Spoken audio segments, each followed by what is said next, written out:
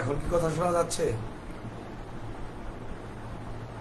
একটু কনফার্ম করতে হবে সবাইকে যে এখন কথা শোনা যাচ্ছে কিনা। আমি একটু চেক করে নিচ্ছি।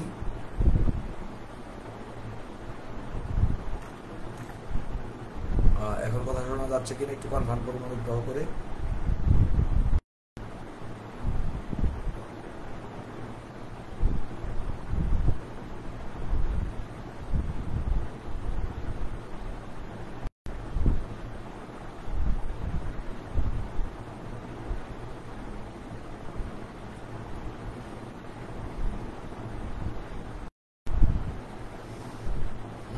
কেউ একজন কনফার্ম করুন যে এখন কথা শোনা যাচ্ছে কিনা, কথা ভিডিও সবকিছু ঠিকঠাক আছে কিনা।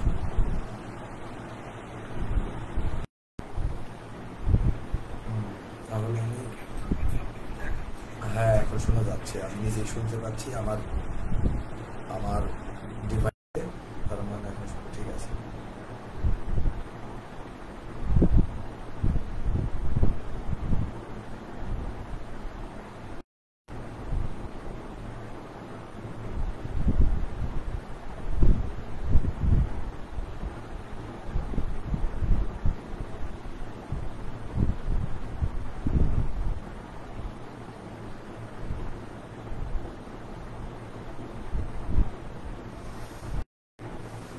আমি জাস্ট শেয়ার করে নিচ্ছি এখন।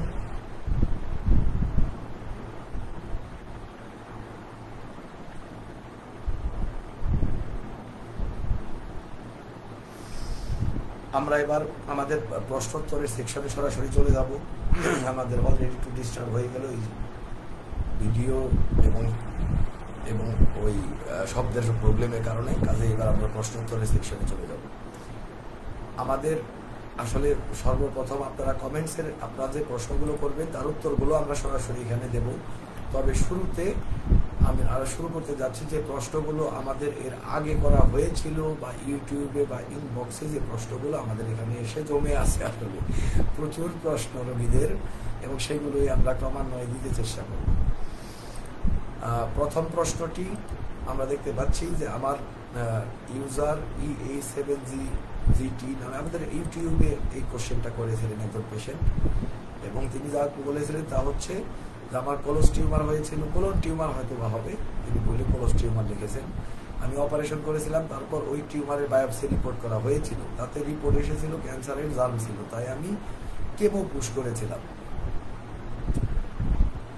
এবং আমি হোমিওপ্যাথিক চিকিৎসা করা যাবে কিনা এখন কিভাবে করবেন, তিনি হয়তো বা বাংলাদেশের বাইরের পেশেন্ট, কলকাতায় থাকি, আপনার ফোন নাম্বার দেন, এগুলো তারপরে বলেছেন কিভাবে সমাধান করা যাবে।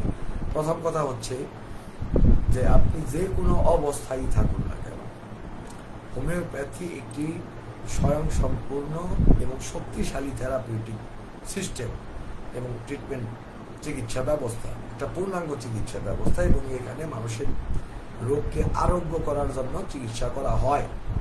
অপারেশন করে আপনি কেটে ফেললেন এবং তারপর বিভিন্ন থেরাপি দিয়ে তাকে শুকানোর চেষ্টা করলেন, সেই ঘাগুলোকে, ক্ষতগুলোকে, সেই কোষগুলোকে মারার চেষ্টা করলেন, ধরলেন আপনি সফল হলেন, আপনি সেই কোষগুলোকে মারতেও সফল হলেন।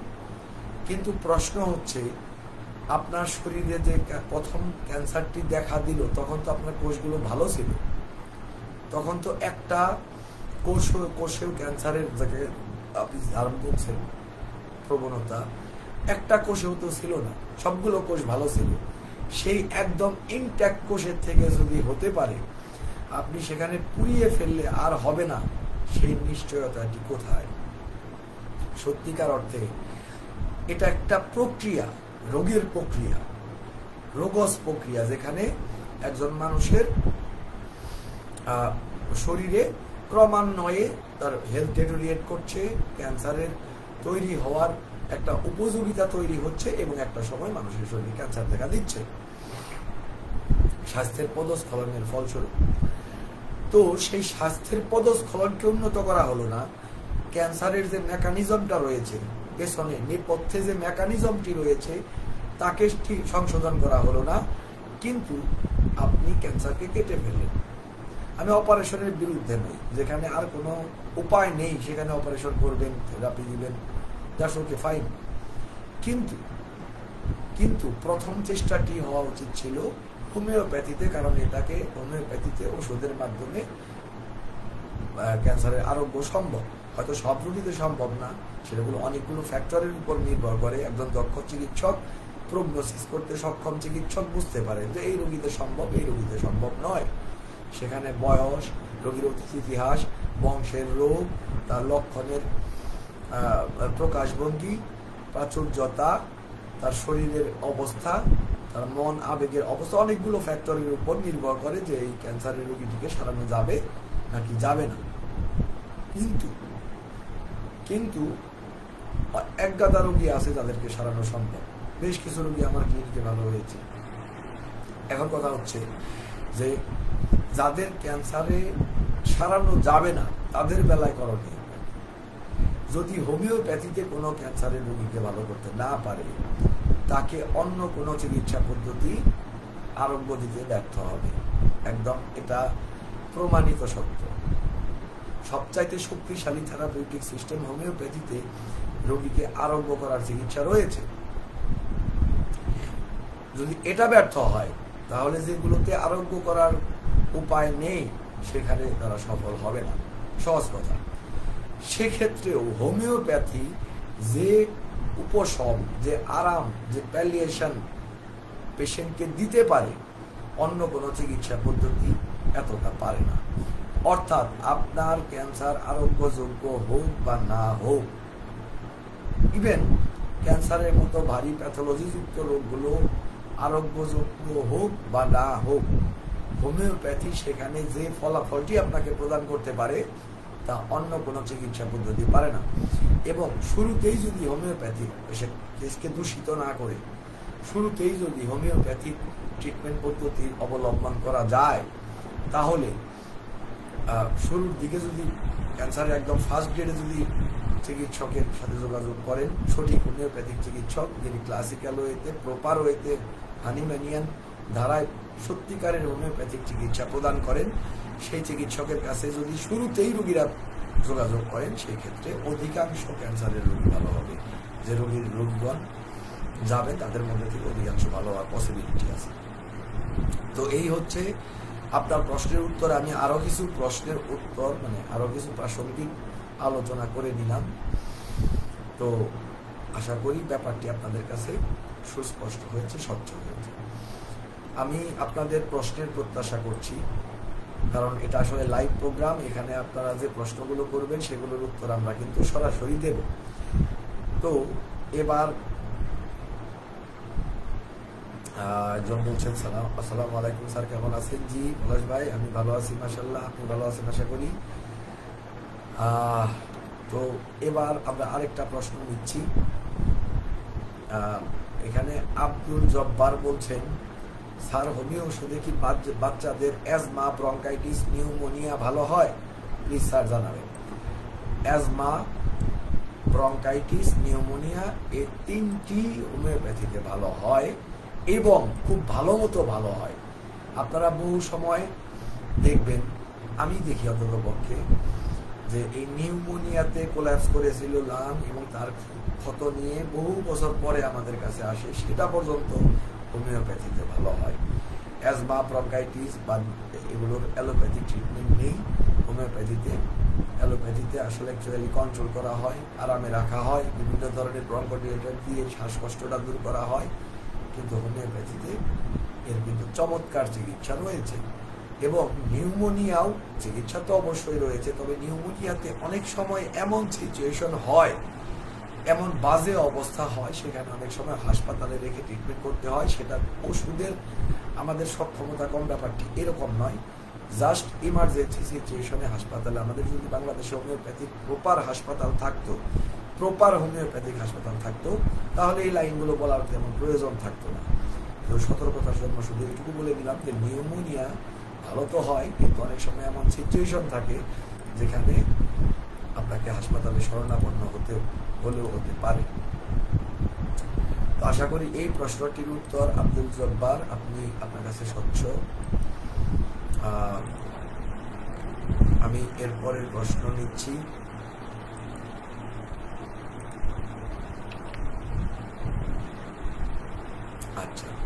মোমেন মিয়া একটি প্রশ্ন করেছেন, স্যার যদি কোমর ব্যথার ওষুধের নাম বলতেন আর খাওয়ার নিয়ম, তাহলে অনেক আগে আপনার দোয়া করতেন, মানে অনেক দোয়া করতেন আর কি, তিনি এটাই বলতে চেয়েছেন। তার প্রশ্নটি হচ্ছে তাকে কোমর ব্যথার ওষুধের নাম এবং খাওয়ার নিয়ম বলতে হবে। ওকে, তিনি প্রশ্নটি করেছেন তার একটা দৃষ্টিভঙ্গির থেকে, তা হচ্ছে এই অ্যালোপ্যাথিতে যেভাবে চিকিৎসাটি হয় সেই দৃষ্টিভঙ্গির থেকে তিনি প্রশ্নটি করেছেন যে কোমর ব্যথার একটা ওষুধের নাম। অ্যাকচুয়ালি হোমিওপ্যাথিতে যেভাবে চিকিৎসা হয় তা হচ্ছে একজন ব্যক্তির সার্বিক বিষয়গুলো, কোমর ব্যথা রয়েছে, তারপরে তার ফ্ল্যাটুলেন্স গ্যাসের প্রবলেম রয়েছে, কোষ্ঠকাঠিন্য রয়েছে, কিংবা তার মানসিক বা আবেগিক কোনো একটা অবস্থার বাড়াবাড়ি রয়েছে, সমস্ত কিছু মিলে সমস্ত রোগীকে স্বতন্ত্রভাবে বিবেচনা করতে হয়। অ্যালোপ্যাথিতে যেমন কোমর ব্যথার জন্য একটা ওষুধ থাকে, এই ওষুধটা খাবেন আপনার কোমর ব্যথা আরাম হবে, পেন কিলার জানতে বা এইরকম, বা অন্যান্য রোগেও গ্যাসের জন্য এই ওষুধ, কোষ্ঠকাঠিন্যের জন্য এই ওষুধ। হোমিওপ্যাথিতে এভাবে হয় না, প্রতিটি রোগীকে আলাদাভাবে আমাদের বিবেচনা করতে হয়। সম্পূর্ণ রোগীকে সমস্ত রোগীর লক্ষণের ভিত্তিতে একটা তার জন্য স্বতন্ত্র, আমাদের যে ওষুধগুলো রয়েছে ম্যাট্রিয়া মেডিকাতে, তার জন্য স্বতন্ত্র একটি ওষুধ। একজন রোগীর ধরেন কোমর ব্যথাতে রাস্টক্স লাগলো, আরেকজনের হয়তো বা লাগবে ব্রায়োনি, আরেকজনের হাইপেরিকাম, একজনের রুটা, কার কোনটা লাগবে সেই রোগীর সম্পূর্ণ কেসটা নিয়ে ডিটেল অ্যানালাইসিস করার আগে বলা সম্ভব হয় না। হোমিওপ্যাথি যেমন সূক্ষ্ম, যেমন উচ্চতর চিকিৎসা বিজ্ঞান, চিকিৎসা পদ্ধতি, ঠিক এরকম এখানে বিচার বিশ্লেষণ বিবেচনাও অনেক সূক্ষ্ম, অনেক উচ্চ মানের। ঠিক এই গদ বাঁধা এই রোগের এই ওষুধটা হোমিওপ্যাথিতে নয়। আশা করি মোমেন মিয়া, আপনি আপনার প্রশ্নের উত্তর পেয়েছেন। দোয়া করতে পারেন বা না পারেন, আপনাকে আমি সঠিক তথ্য দিয়ে সহযোগিতা করলাম। ধন্যবাদ। জোবায়ের মঞ্জুর বলছেন, জোবায়ের মঞ্জুরের একটি প্রশ্ন আছে এখানে, আমি করছি। আসসালামু আলাইকুম স্যার। ওয়ালাইকুম সালাম।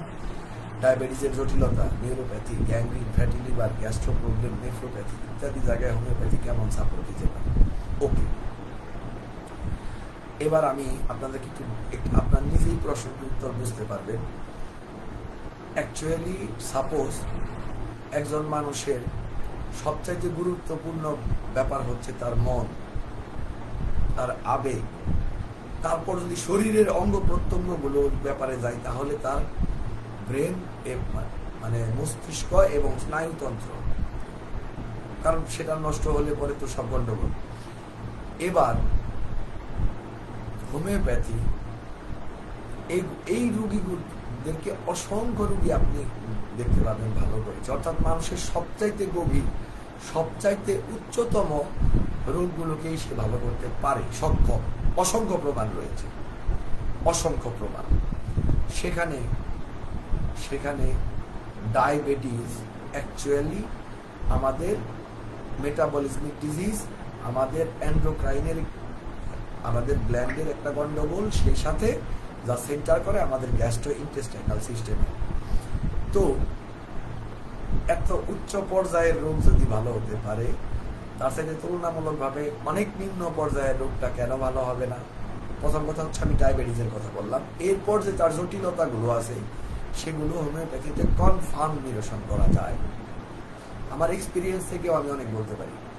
একবার একজন পেশেন্ট অলমোস্ট এখানে সে আসলে নিউরোপ্যাথিতে আক্রান্ত হয়েছিল, 33 থাকতো, 2 বেলা 3 বেলা ইনসুলিন নেওয়ার পরেও, এবং মাত্র 2 বারের প্রেসক্রিপশনে তার জটিলতা, এমনকি তার চোখের সমস্যা ছিল, তার রেটিনোপ্যাথি শুরু হয়েছিল, সেগুলো পর্যন্ত নিরসন হয়। তো অ্যাকচুয়ালি হোমিওপ্যাথিতে এগুলো সলিউশন খুব ভালো মতোই আছে। শর্ত হচ্ছে আপনার চিকিৎসককে প্রপার ট্রিটমেন্ট। ওই ডায়াবেটিসের এক গাদা ওষুধ আপনি পাবেন, বিভিন্ন বইপত্রে লেখা থাকে, এই মাদার টিংচার, 3টা মাদার টিংচার খাওয়ালে ভালো হবে, এই সেই। তো এই ব্যাপারটি হোমিওপ্যাথিতে যদি আপনি ওইভাবে হোমিওপ্যাথি করেন, আমি ডায়াবেটিসের জন্য এই 3টা মাদার টিংচার খাবো, এই সেই, এইভাবে না। ঠিক হোমিওপ্যাথির যে প্রপার নিয়মটি আছে সেই নিয়ম যদি আপনি অনুসরণ করেন, আপনার চিকিৎসক যদি সেই নিয়ম অনুসরণ করে আপনার সম্পূর্ণ মানুষটির জন্য তার লক্ষণ সমগ্রতার ভিত্তিতে যথাযথ ওষুধগুলো প্রদান করেন, তাহলে অবশ্যই ভালো হবে, নিঃসন্দেহে ভালো হবে। জুবাইর মঞ্জুর, আমাদের সাথে থাকার জন্য ধন্যবাদ এবং আশা করি আপনার প্রশ্নের উত্তর পেয়েছেন। আচ্ছা, এবার মোহাম্মদ নাজিম উদ্দিন, আসসালামু আলাইকুম স্যার। ওয়ালাইকুম সালাম, আশা করছি অনেক ভালো আছেন স্যার। অটিজমে হোমিওপ্যাথিক সফলতা বলি। ওকে, আমি ভালো আছি মাশাআল্লাহ, আশা করি আপনিও ভালো আছেন এবং আমাদের সাথে থাকার জন্য ধন্যবাদ জানিয়ে আমি আপনার প্রশ্নের উত্তর দিচ্ছি। অটিজম হোমিওপ্যাথিতে আপনার কিছু কিছু এই অটিজমের প্রচুর আপনি রোগী পাবেন। এই একটু আগে আমি আমার এই লাইভটি শুরু করার আগে কোন একটা পেজে গিয়েছিলাম কোন একটা প্রয়োজনে, সেখানে একজন মায়ের কমেন্ট দেখছি, তিনি বলছেন যে আমার হোমিওপ্যাথি দুর্দান্ত কাজ করে। সাধারণ মানুষ, হোমিওপ্যাথি দুর্দান্ত কাজ করে এবং আমার বাচ্চা অটিজমে আক্রান্ত বাচ্চা সুস্থ হয়েছে। অ্যাকচুয়ালি প্রচুর পরিমাণ অটিজমের রোগী আপনি পাবেন হোমিওপ্যাথিতে সুস্থ হয়েছে বা দুর্দান্ত ইমপ্রুভমেন্ট হয়েছে। এই রিসেন্টলি আমার একটা চলমান কেস রয়েছে, অটিস্টিক বাচ্চা বিভিন্ন প্রবলেম, একই প্রবলেম, ঠান্ডা, ঘুমের সমস্যা, অস্থিরতা, এগুলোর জন্য অ্যালোপ্যাথিক ওষুধ খাওয়ার পরে তার হাতে কম্পন শুরু হয়েছিল এবং সেই সাথে কনভালশন স্টার্ট করেছিল এবং তারা ম্যানেজ করতে পারছিল না। সেই সুদূর চিটাগাং থেকে তারা আমাদের সাথে যোগাযোগ করে। এরপর বাচ্চার ট্রিটমেন্ট শুরু হয়। প্রথমে তার কনভালশন, হাতের কম্পন সব ভালো হয়, একদম ভালো হয় এবং তারপর বাচ্চার যে অস্থিরতা ছিল এবার অটিস্টিক যে সিমটমসগুলো আছে সেগুলোতে ইমপ্রুভমেন্ট করা শুরু করেছে। চলমান কেস। এছাড়াও আরো অতীতে অটিস্টিক বাচ্চা সম্পূর্ণ আমার কাছে ভালো হয়েছে, এরকমও রয়েছে। তবে আমার এক্সপিরিয়েন্স বলে হোমিওপ্যাথিতে একটি ব্যাপার বুঝতে হবে, কোথাও যদি একদম আমাদের টিস্যু হোক, আমাদের কোনো একটা সিস্টেম হোক, যদি একদম ডেড হয়ে যায়, মানে সেখানে আসলে আমার একদমই সংযোগ নেই। সাপোজ একটা উদাহরণ দিচ্ছি, আপনার একটা আঙুল একদম পচে নষ্ট হয়ে গেল, গ্যাংগ্রিন হয়ে নষ্ট হয়ে গিয়েছে একদম, সেই একদম নষ্টটাকে রিভার্স করা যায় না। একটা জায়গায় ক্যালসিফিকেশন হয়ে গিয়েছে, সেখানে ডিজিজ প্রসেসার নেই। একটা সিস্ট যেটা একদম ডিজিজ প্রসেসার নেই, এটা বোঝানো আসলে মেডিকেলের আলোচনা, হয়তো সাধারণ মানুষের বুঝতে কষ্ট হবে, খুব সিম্পলি বলছি, সেখানে অ্যাকচুয়ালি কোনো কিছুই আর সেটাকে রিভাইভ করতে পারে না, একদম ডেড হয়ে গেলে কোনো একটা অংশ। খুব সংক্ষেপে বলবে, অটিজমে অনেক সময় শিশুরা এত বেশি ক্ষতিগ্রস্ততা নিয়ে জন্মায়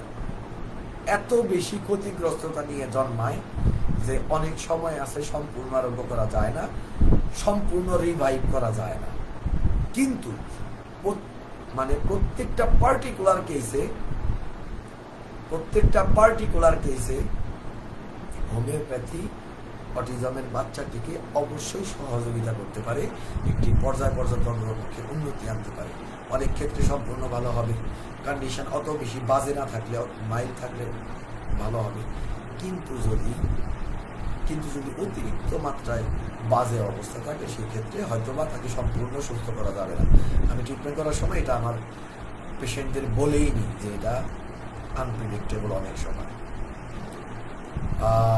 তো যাই হোক, আশা করি আপনার মোহাম্মদ নাজিম উদ্দিন আপনার প্রশ্নটির উত্তর পেয়েছেন। সাথে থাকার জন্য আবারও ধন্যবাদ জানিয়ে আমি পরের প্রশ্নে যাচ্ছি। মোহাম্মদ ইউসুফ নিজাম, স্যার, কিডনির অত্যাধিক বৃদ্ধি পাওয়ার দরুন এবং অন্যান্য কিডনি জটিলতার জন্য ডায়ালাইসিস চলমান রোগীর হোমিওপ্যাথিতে কি করা সম্ভব? হোমিওপ্যাথিতে অনেক কিছুই করা সম্ভব, তবে তার আগে একটা বিষয় আমি একটু রোগীদের জন্য বলে নিচ্ছি। আমাদের একটা প্রবণতা, মানুষের একটা স্বাভাবিক প্রবণতা আছে, মানুষের অর্গানগুলোর একটা স্বাভাবিক প্রবণতা আছে। প্রবণতাটা হচ্ছে আলসেমি করা। আপনি সারাদিন দাঁড়িয়ে থাকছেন, সমস্যা নেই, বাসে যেই মাত্র উঠলেন মনে হবে কখন সিটটা খালি হবে, 5 মিনিট দাঁড়িয়ে থাকা কষ্টকর হয়। সিট খালি হওয়ার পর তারপর শুরু হয় সেই সিটে বসার জন্য এক ধরনের প্রতিদ্বন্দ্বিতা। যাই হোক, এগুলো আমার আরামে থাকাটা হচ্ছে মানুষের নেচার। আমাদের অর্গানগুলোরও ঠিক এরকম একটা প্রবণতা রয়েছে। ডায়ালাইসিস আসলে কি করে? ডায়ালাইসিস যা করে তা হচ্ছে আপনার কিডনির কাজটার একটি বিকল্প হচ্ছে ডায়ালাইসিস। সেখানে সে ডায়ালাইসিস করে সেখানে আপনার ওই প্রস্রাব নিঃসরণে সহযোগিতা করে, রক্ত থেকে প্রস্রাবের নিঃসরণ ঘটায়। এই ঘটনাটি কিন্তু করার কথা কিডনির, কিন্তু কিডনি প্রপারলি করছে না বলে ডায়ালাইসিস স্টার্ট করতে হয়, রোগীদের ডায়ালাইসিস করা হয়। এখন প্রশ্ন হচ্ছে, এতদিন পর্যন্ত ডায়ালাইসিস শুরুর আগ পর্যন্ত কিডনি কিছু কিছু মানে তার আপ্রাণ প্রচেষ্টা করছিল, শরীরের এটা নীতি যে সে ব্যালেন্সে থাকার, আমাদের শরীরের এটাকে বলে হোমিওস্ট্যাসিস বা ব্যালেন্স, আমাদের শরীরকে যথাসম্ভব সে ব্যালেন্সে রাখার চেষ্টা করে, যথাসম্ভব সে সুস্থ রাখার চেষ্টা করে। কিডনি তার কাজটি করার জন্য যথাসম্ভব চেষ্টা করেছে এতদিন পর্যন্ত, কিন্তু যে মুহূর্তটিতে কিডনি তার একটা বিকল্প পেয়ে গেল, এবার ডায়ালাইসিস করা হচ্ছে, সেই মুহূর্তে কিডনি তার আলসেমির প্রবণতাটা শুরু করে। অর্থাৎ এতদিন যে আপ্রাণ প্রচেষ্টাটি তার মধ্যে চলমান ছিল তা সে বন্ধ করে দেয়। অর্থাৎ কিডনি ইনঅ্যাক্টিভ হওয়া শুরু করে সম্পূর্ণরূপে। অন্যভাবে বলতে গেলে ডায়ালাইসিসে আপনি যেমন উপকার পাচ্ছেন, আপনার শরীরে পানি থাকছে না, আপনার বিভিন্ন জটিলতা কমে আসে, কিন্তু আদতে কিডনির ক্ষেত্রে তা ক্ষতিই করে, কিডনির ফাংশনালিটি বন্ধ করে দেয় ক্রমান্বয়ে। তো এই কারণে ডায়ালাইসিস একবার শুরু হয়ে গেলে আগে যে সুবিধাগুলো থাকতো চিকিৎসার ক্ষেত্রে, যত দ্রুত রেসপন্স করা, যত বেশি আরোগ্যের পসিবিলিটি, অর্থাৎ প্রগনোসিসটা যে পরিমাণ ভালো থাকতো, ডায়ালাইসিস করা শুরু হয়ে গেলে সেই পসিবিলিটি কমে আসে। এই কারণে আমরা সবসময় প্রিফার করি ডায়ালাইসিসের আগে ট্রিটমেন্ট করা। কিন্তু ডায়ালাইসিস করা শুরু করলেও হোমিওপ্যাথি ঠিকই কাজ করবে এবং রোগীর অবস্থা অনুযায়ী যতটুকু উন্নতি করা সম্ভব, সেই উন্নতি যদি আরোগ্য হয় 150-কে, অনেক রোগী আছে যারা বলবে তাদের ক্ষেত্রে ট্রিটমেন্ট করে ডায়ালাইসিস বন্ধ করা সম্ভব হয়েছে, অনেকের ক্ষেত্রে ডায়ালাইসিসের প্রমাণ ব্যাপকভাবে কমানো সম্ভব হয়েছে। অনেক রোগী যারা অতিরিক্ত মাত্রায় বাজে অবস্থায় চলে যায়, আমি যারা বলেছিলাম একটু আগে ইরিভার্সিবল কন্ডিশনে চলে যায়, ইনকিউরেবল কন্ডিশনে চলে যায়, তাদের বেলায় হয়তো উপকার হবে, হয়তো আরাম পাবে, কিন্তু তো কাজেই ব্যাপারটি নির্ভর করছে অনেকটাই রোগীর সার্বিক অবস্থার উপরে, রোগী কি পরিমাণ টার্মিনাল কন্ডিশনে আছেন বা আদৌ টার্মিনালে আছেন কি নাই সেই বিষয়গুলোর উপরে। তো কিডনির অত্যাধিক বৃদ্ধি পেয়েছে, এটা বড় ইস্যু নয়। ক্রনিক রেনাল ফেলিওরের রোগী ভালো হয়। আমি আমার রিসেন্টলি যে বই ছাপায় উঠেছে অলরেডি, হোমিওপ্যাথির বৈজ্ঞানিক বৃদ্ধি, সেখানে কিন্তু এই কেস দেওয়া আছে, ক্রনিক রেনাল ফেলিওরের রোগী ভালো হয়েছে। আশা করি আপনার প্রশ্নটির উত্তর পেয়েছেন ডক্টর ইউসুফ নিজাম, মোহাম্মদ ইউসুফ নিজাম। তো সম্ভব, সহজ কথা সম্ভব। সাথে থাকার জন্য ধন্যবাদ জানিয়ে আমি পরের প্রশ্নটি, খালেদা আফরোজ বলছেন, আসসালামু আলাইকুম স্যার, কেমন আছেন? ওয়ালাইকুম সালাম, আমি ভালো আছি, আশা করি আপনিও ভালো আছেন।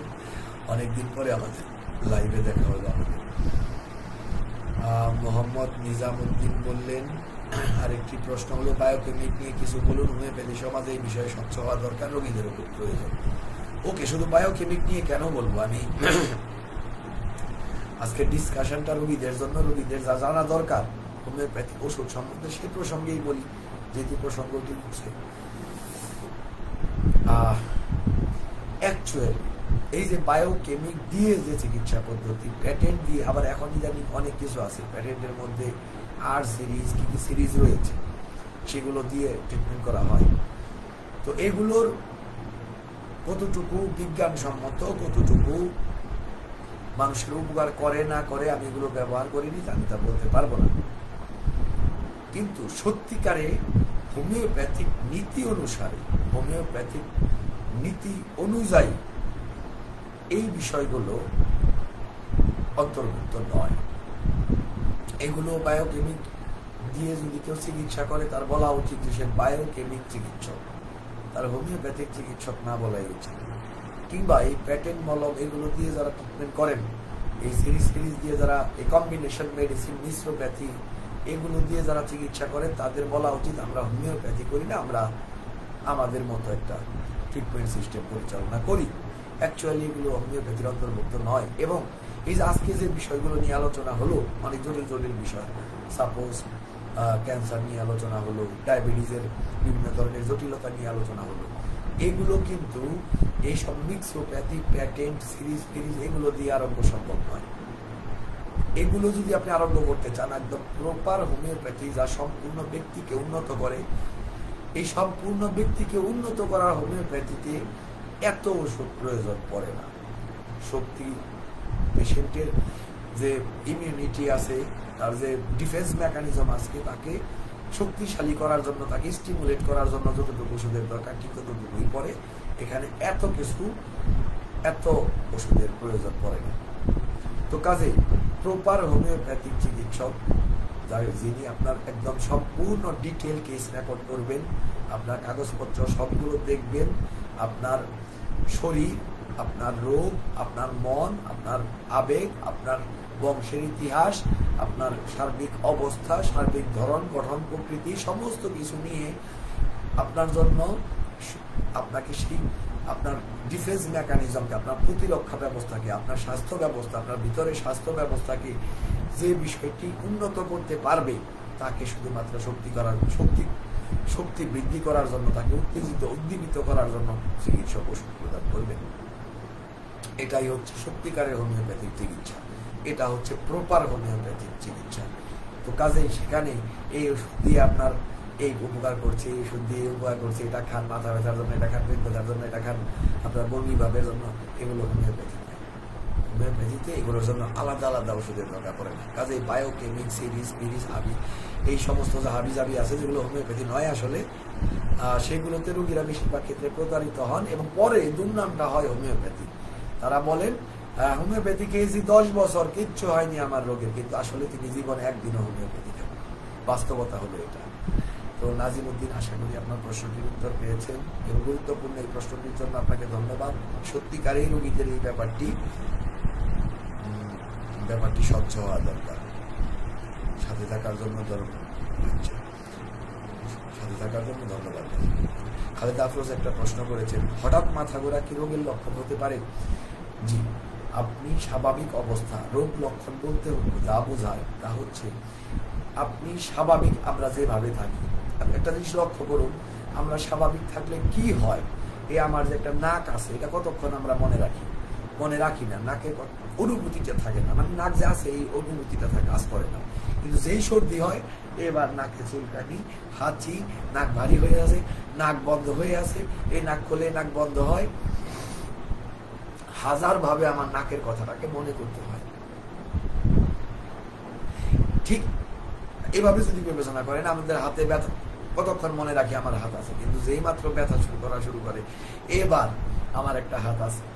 মাথা কতক্ষণ আমরা মনে রাখি যে আমরা একটা মাথার উপরে নিয়ে ঘুরছি, অর্থাৎ উপরে নিয়ে আমরা ঘুরে বেড়াচ্ছি, মনে রাখি। কিন্তু যেই মাথা ঘোরানো শুরু হয় কিংবা ব্যথা শুরু হয়, এবার অনুভূতি আসে আমার একটা মাথা আছে। স্বাভাবিক অবস্থায় আমাদের এই অনুভূতিগুলো থাকে না। যখন এই অনুভূতিগুলো শুরু হয়, সেটা রোগ লক্ষণ। এবং আমাদের যত রকম স্বাভাবিকতা আছে, মন, আবেগ এবং শরীরের যত রকম স্বাভাবিকতা আছে, তার থেকে যে কোনো ধরনের বিচ্যুতি রোগ লক্ষণ। হঠাৎ করেই হোক, ধীরে ধীরেই হোক, হঠাৎ করে হলে আমরা সেটাকে অ্যাকিউট বলতে পারি, এবং যদি গ্র্যাজুয়ালি একজন মানুষের মাথা ঘোরানোর একটা রোগ রয়েছে বহুদিন ধরে চলমান, সেটাকে ক্রনিক বলতে পারি। এবং কিংবা অনেক সময় সিনড্রোম অনুযায়ী বা রোগ অনুযায়ীও নাম হয়, মাথা ঘোরায়, সাথে কানে শুশু শব্দ করে, ম্যানিয়াস ডিজিজের লক্ষণ, আমরা এগুলি দিয়ে বুঝি তার ম্যানিয়াস ডিজিজ হয়েছে। বা এরকম ভাবে নামকরণ করা হোক বা না হোক, যেই মাত্র আপনি স্বাভাবিক অবস্থা থেকে পরিবর্তিত অবস্থায় থাকবেন, স্বাভাবিক অবস্থা থেকে বিচ্যুত হবেন, কিংবা কোনো রকমের অস্বাভাবিক অবস্থায়, সেটা যে কোনো জায়গায় হতে পারে, আপনার আবেগের ঘরে হতে পারে, আপনার মনের ঘরে হতে পারে, আপনার শরীরের যে কোনো জায়গায় হতে পারে, যা কিছুই হোক না কেন, তাই রোগ লক্ষণ। তো কাজেই অবশ্যই রোগ লক্ষণ হতে পারে, এবং অনেক ক্ষেত্রে হঠাৎ করে মাথা ঘোরানো অনেক তীব্র হতে পারে। কয়েকদিন আগে একটা পেশেন্টের কথা আমার মনে আছে, পেশেন্টটি ক্রনিক ডিজিজে খুব আক্রান্ত ছিল, এখনো আছে, বেসিকলি সে আমার কাছে ট্রিটমেন্ট করে না, কিন্তু রিলেটিভ হঠাৎ করে তার এমন মাথা ঘোরানো শুরু হলো যে কান্নাকাটি অবস্থা, স্রেফ কান্নাকাটি অবস্থা, বাথরুমে পর্যন্ত যেতে হয় দেয়াল ধরে ধরে, বিধিকিচ্ছিরি একটা অবস্থা। আমার জীবনে এই হঠাৎ করে মাথা ঘোরানো বহু চিকিৎসা করেছে। তাই 1, 2 বা 3 ডোজ ওষুধ খাওয়ার পরে একদম সম্পূর্ণ ভালো হয়ে, তারপরে থেকে তার আর এই রোগটাই হয়, একবারে চলে গেছে। এর আগে মাঝে মাঝে এরকম হতো। তো কাজেই আর একটা পেশেন্টের কথা আমার মনে আছে, ঢাকার, তার ক্রনিক টাইপের হয়ে গিয়েছে মাথাগুলো ঘোরানোটা। ওই মেয়ের হসপিটালে অনেক সময় দিতে হয়েছিল তাকে, তারপর গিয়ে মাথা ঘোরানো শুরু হয়, একদম সিরিয়াস অবস্থা, তারপর ট্রিটমেন্টে ভালো হয়ে যায়। তো এইগুলো অবশ্যই রোগ লক্ষণ এবং এর সঠিক মানে খুবই দুর্দান্ত চিকিৎসা হোমিওপ্যাথিতে রয়েছে। ধন্যবাদ খালেদা আফরোজ সুন্দর কোশ্চেনটির জন্য এবং আমাদের সাথে থাকার জন্য।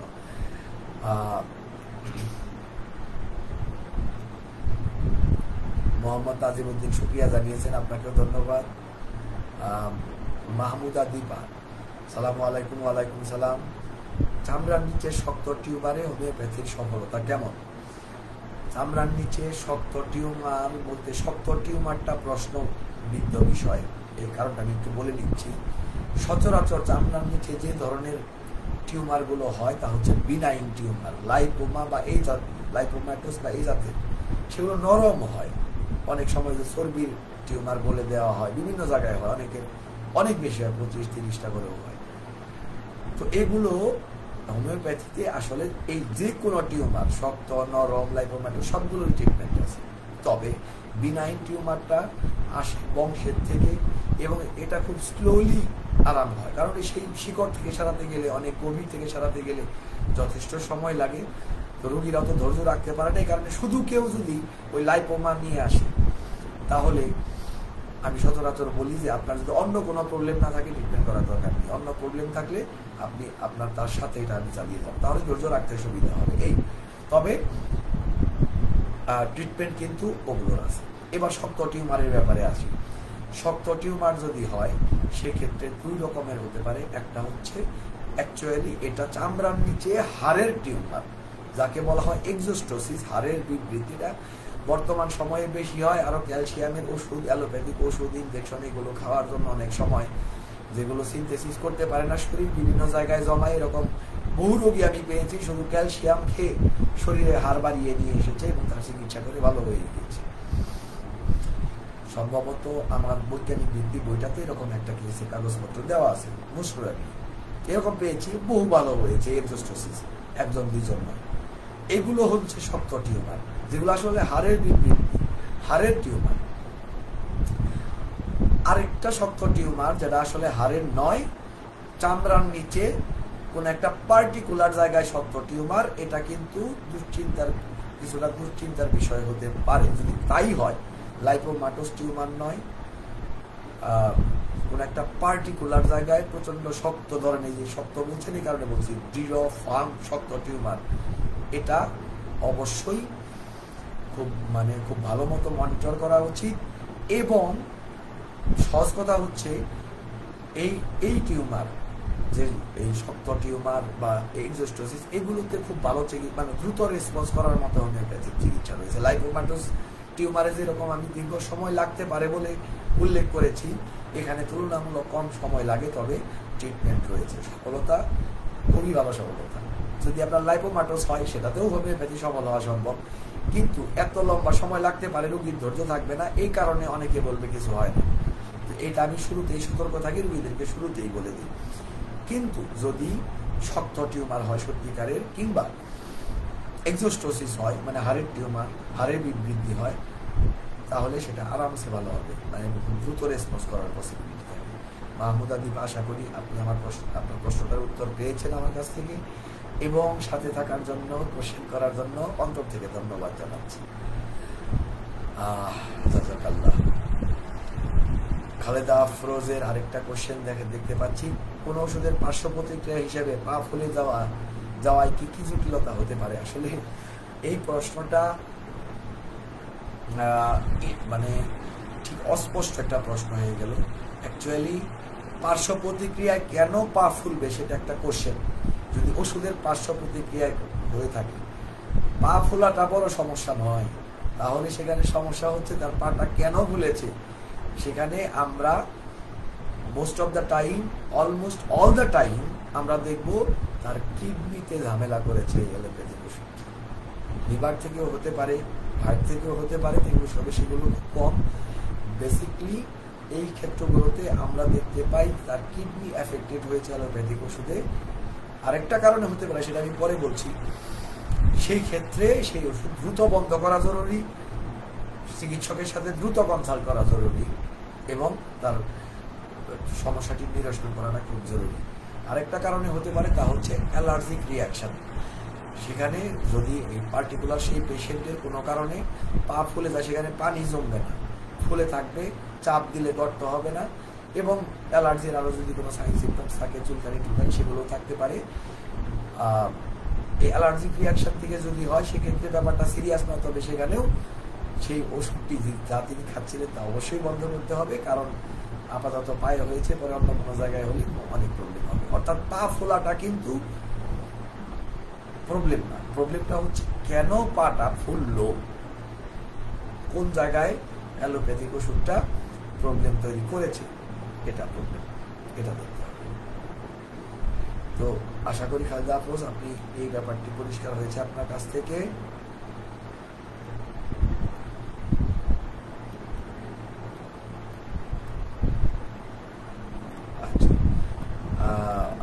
আপনাদের সাথে থাকার জন্য এবং সুন্দর প্রশ্ন করার জন্য আন্তরিক ধন্যবাদ জানাচ্ছি। ডাক্তার মুসাম্মদ শামসুল নাহারের একটি কোশ্চেন দেখতে পাচ্ছি, একটি কমেন্টস দেখতে পাচ্ছি। আসসালামু আলাইকুম স্যার। ওয়ালাইকুম সালাম। আশা করি ভালো আছেন, দোয়া করি ভালো থাকবেন সব সময়। আপনার গুরুত্বপূর্ণ আলোচনার মাধ্যমে আমরা ডাক্তাররাও, জনগণ ও পুরো মানুষ জাতি উপকৃত হচ্ছি ও হবে ইনশাআল্লাহ।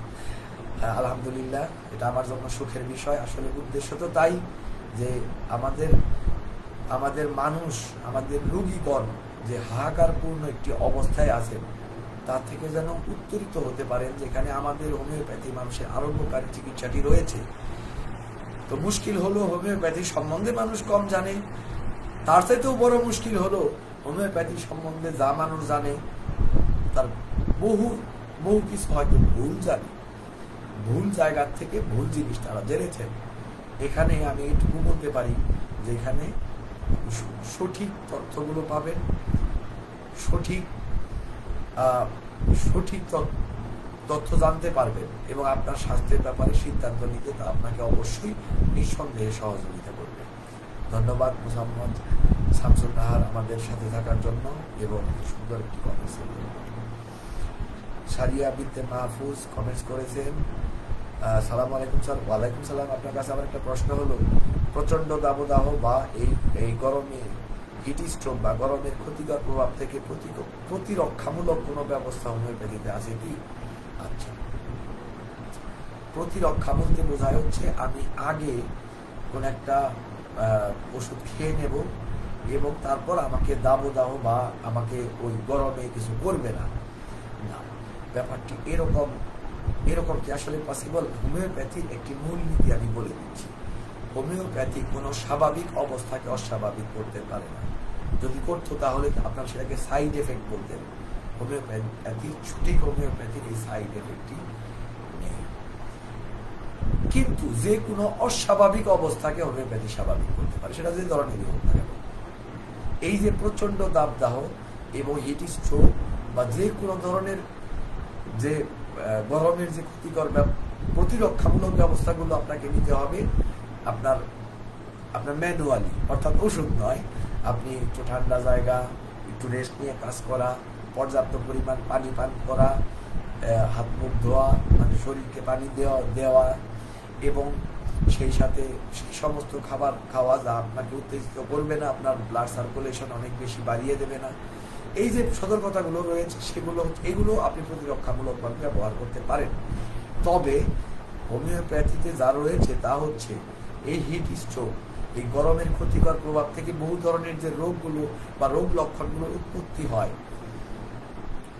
বা প্রচন্ড গরমের কারণে আপনার মাথা ঘোরানো শুরু হয়েছে, আপনার খুব খারাপ লাগা শুরু হয়েছে, এই যে রোগ লক্ষণের উৎপত্তি হলো, ঠিক সেই মুহূর্তে সেই রোগ লক্ষণের ভিত্তিতে ওষুধ খেলে সাথে সাথে এই প্রবলেমগুলো নিরসন হবে, কোনো জটিলতা তৈরি করবে না।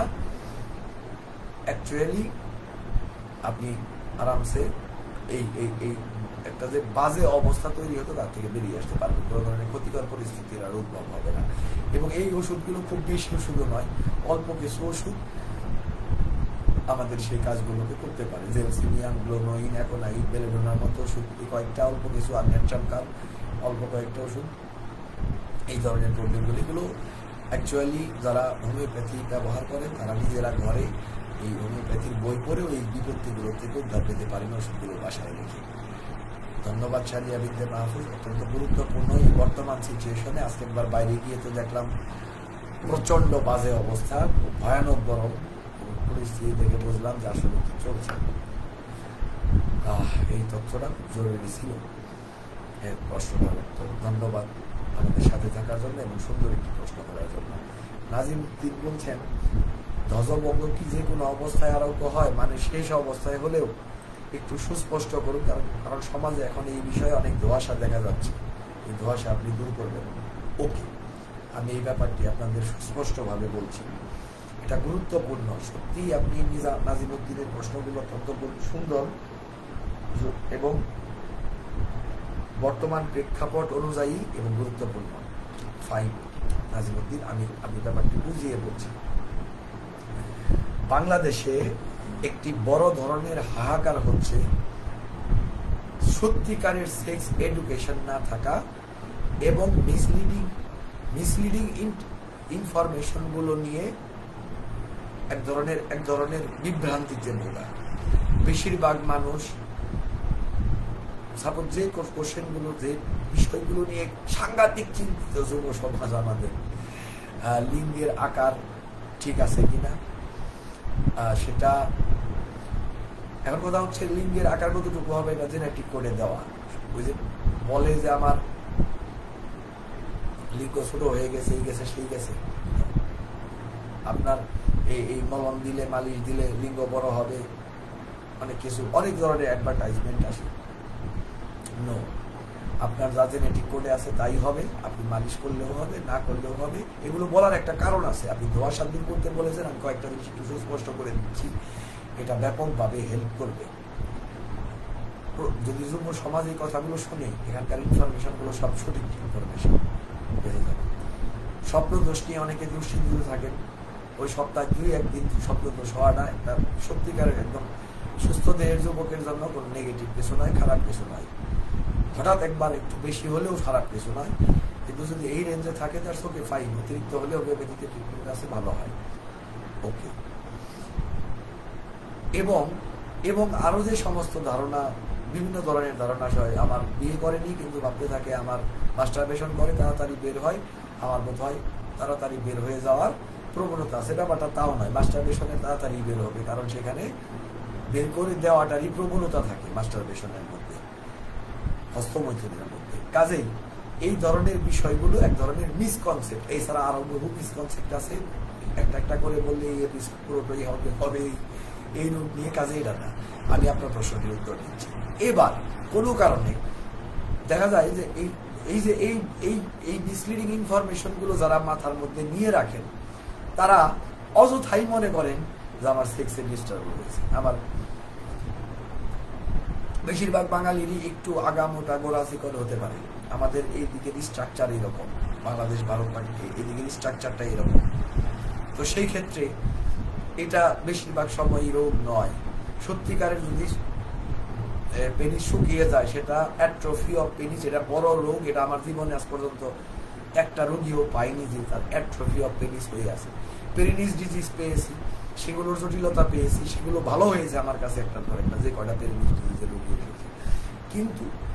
কিন্তু এই আচমকা অ্যাট্রফি হয়ে গিয়েছে, কেউ মাস্টারবেট করে অ্যাট্রফি করে ফেলেছে, শুকিয়ে ফেলেছে, এটা কোনোদিন কোনো রোগীর হয়।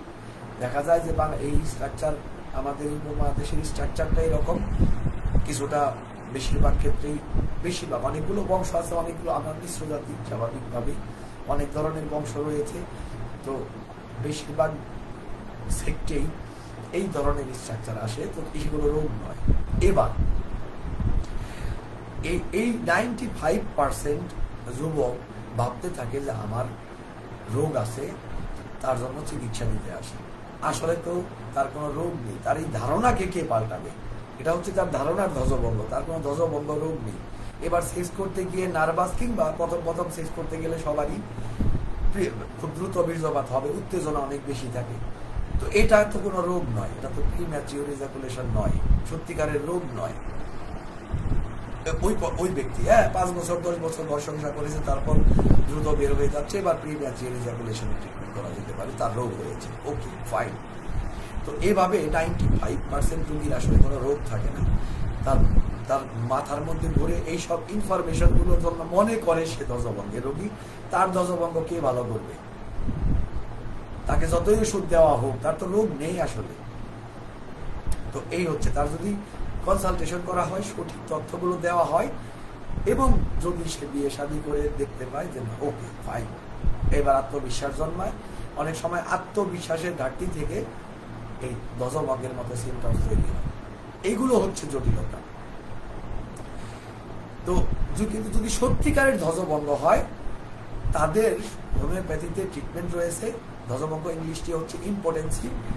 ভালো চিকিৎসা রয়েছে। আমার জীবনে অনেক রোগী ভালো হয়েছে যারা সত্যিকারের রোগী, এবং আমার অভিজ্ঞতা বলে শুধুমাত্র তাদের ভালো করা সম্ভব। আমি পারিনি, একজনের কথা তো খুব ভালো মতো মনে আছে, আরো 2-1 হয়তো বা রয়েছে, কাদের ভালো করা সম্ভব হয়নি, যারা খুব বেশি মানে অ্যালোপ্যাথিক মানে উত্তেজিতকরণের জন্য ওষুধ খেয়েছে। সেক্সের ওষুধ, কবিরাজি ওষুধও অনেক সময় বেশি খেয়ে ফেললে এই ধরনের প্রবলেম রাইজ করে। এবং অ্যালোপ্যাথিক ওষুধ যারা খুব বেশি ব্যবহার করে ফেলেছেন, দীর্ঘদিন ব্যবহার করে ফেলেছেন। আমি একটি রোগী পেয়েছিলাম যার শুরুতে সেক্সের কোনো প্রবলেম ছিল না, শখ করে সেই উত্তেজনাকর ওষুধগুলো ভায়াগ্রা খেত, এবং যা হয় এই উত্তেজনাকর ওষুধগুলো খাওয়ার পরে আসলে ক্ষতি হয়, সেক্সের সাইডে ক্ষতিগ্রস্ততা তৈরি হয়, এই ধরনের ইম্পোটেন্সি ক্রিয়েট করতে থাকে, আসলে তার মূল এনার্জি কমতে থাকে, এবং এই করতে করতে এই ছেলেটি একটা সময় ইম্পোটেন্সিতে পৌঁছায়। আমি তাকে ভালো করতে পারিনি, এবং আমার এক্সপিরিয়েন্স বলে এইভাবে এই ওষুধটি খেয়ে এই রোগ তৈরি করতে থাকলে পরে ভালো করাই সম্ভব বেশিরভাগ ক্ষেত্রে হবে না। যদি তিনি কোনো ওষুধ ছাড়া বহু বছর, আমার মনে আছে আমার শিক্ষক একটা ভিতর কাজ, এই ব্যাপারে তার কাছে একজন রোগী গিয়েছিলেন, সেও একটা উত্তেজনাকর ওষুধ খেয়ে বারবার সেক্স করার পরে তার ইম্পোটেন্সি দেখা দেয়। তাকে বলেছিলেন ভিতর কাজ, ওষুধ দিলেন, তারপর বললেন যে এখন যদি তুমি ভালো হতে চাও, আগামী 4-5 বছরের জন্য তুমি কোন একটা পাহাড়ি অঞ্চলে চলে যাও, তুমি ভেড়া পালবে, সেই ভেড়ার দুধ খাবে, খাঁটি দুধ, এবং সেই ভেড়া পালতে থাকবে, আর এই যে আমি ওষুধ দিয়ে দিলাম এটা খেতে থাকবে।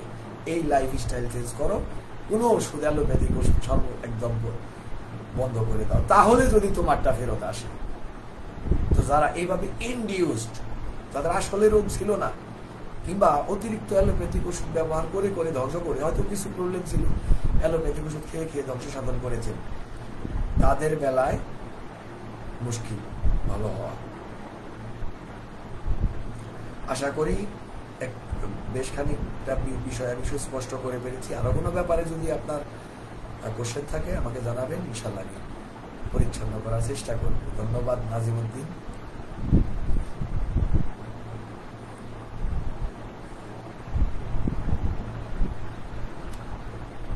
আরেকটা প্রবলেম হয়, সেটাও বলে দিচ্ছি, প্রপার সেক্স এডুকেশন না থাকায় একটা ইন্টারকোর্স আসলে একটা আর্টের ব্যাপার। এখানে অনেকগুলো নিয়ম মেনটেন করলে দেখা যায় যে সেই ইন্টারকোর্সটা সফল এবং সুন্দর হয়। তো এগুলো অনেক সময় প্রশিক্ষিত না থাকার দরুন এই ভুলভাবে মনে করতে থাকে যে আমার ধ্বজভঙ্গ হয়েছে, আমার ইম্পোটেন্সি হয়েছে। কাজেই আমি পরামর্শ দেব যে সত্যিকারের সঠিক চিকিৎসকের সাথে আপনি ডিসকাস করুন, কনসাল্ট করুন, তারপর আইডেন্টিফাই করুন। এই মিসলিডিং ইনফরমেশন দিয়ে, পেশেন্টদের বলছি, মিসলিডিং ইনফরমেশন দিয়ে নিজেদের জীবনকে বরবাদ করবেন না, এইভাবেই বরবাদ হয় আসলে। ধন্যবাদ, ধন্যবাদ নাজিমউদ্দিন সাথে থাকার জন্য। আমি পরের কোশ্চেনে চলে যাচ্ছি। আসলে অনেক প্রশ্ন এসে গেছে মনে হয়, বেশ ভালো। আমি যতটুকু পারি অ্যান্সার করব, যেগুলো না করতে পারবো আবার আমরা সামনের এপিসোড সেই প্রশ্নগুলো দিয়ে শুরু করব। তো এবার শরীফ রেজা কোশ্চেন করেছেন। আসসালামু আলাইকুম স্যার। ওয়ালাইকুম সালাম। বর্তমান সময়ের যে চর্মরোগগুলো হচ্ছে এগুলো সম্পর্কে কিছু দিক নির্দেশনা দেন স্যার। ওকে, ফাইন। এই সময়টাতে অ্যাকচুয়ালি চর্মরোগ আমরা বহুভাবে